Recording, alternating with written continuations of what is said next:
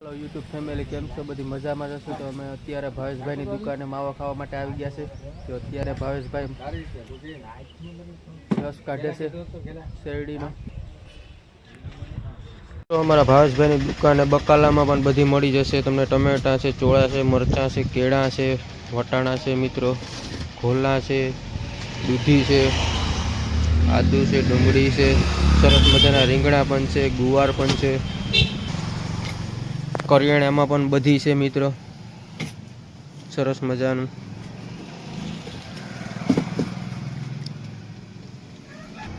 મારા ભાવેશભાઈ નવી જ હમણાં કરિયાણાની દુકાન નાખી છે મિત્રો. ઠંડા પીણામાં પણ બધી છે, સરસ મજાનું.